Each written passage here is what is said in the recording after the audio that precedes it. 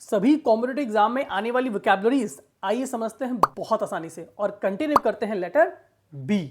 Number 1, bankrupt. जब कोई company एक तरह से डूब जाती है, यानी उसके पास अब पैसा नहीं रह गया, अब कंपनी कहती है भाई मुझे माफ करो, अब मैं आपको पे नहीं कर सकता, अब मेरे पास कुछ भी नहीं है, यानी कंपनी ने अपने आप को दिवालिया घोषित कर दिया है।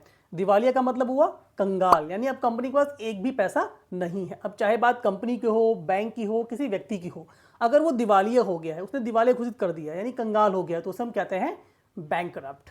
Number 2, barbarian.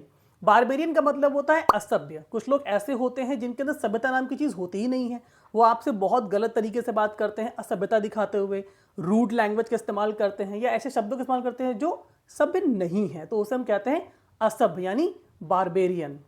Number 3, bilateral. देखिए बायलेटरल का मतलब होता है द्विपक्षीय, यानी दो पक्षों के बीच में। अब चाहे वो दो पक्ष हों, दो देश हों या दो लोग हों, तो उसे हम कहते हैं बायलेटरल। जैसे मान लीजिए दो देशों के बीच में कोई वार्तालाप हो रही है, तो हम उसे क्या बोलेंगे? द्विपक्षीय वार्तालाप यानी bilateral talks.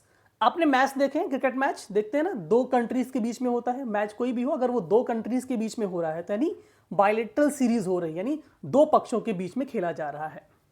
Number 4, bulb. Bulb का मतलब होता है धोखा देना। आपने देखा ना मैजिशियंस को, कैसे वो आपको ब्लफ कर देते हैं, आपको धोखा दे देते हैं, आपकी नज़रों के सामने से कैसे वो जादू करके आपको बेवकूफ़ बना देते हैं। तो ब्लफ का मतलब होता है धोखा। बहुत से ऐसे लोग भी होते हैं जो आपको धोखा दे देते हैं। जी हाँ, ब्लफ मीन्स धोखा।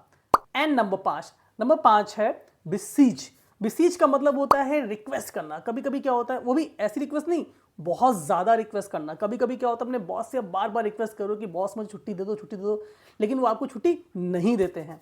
बार बार रिक्वेस्ट आप कर रहे हैं, यानी विनती करना बहुत ज़्यादा प्रार्थना के साथ में, गिड़गिड़ाना। तो बिसीज का मतलब हुआ विनती करना या गिड़गिड़ाना। ये थे आज के 5 वर्ड। क्या होगा इस वर्ड का मतलब, मुझे बताइए कमेंट बॉक्स में। और ऐसी अपनी वोकैबुलरी को स्ट्रॉन्ग करने के लिए इस चैनल के साथ बने रहिए और वीडियो को करिए लाइक, सब्सक्राइब एंड शेयर।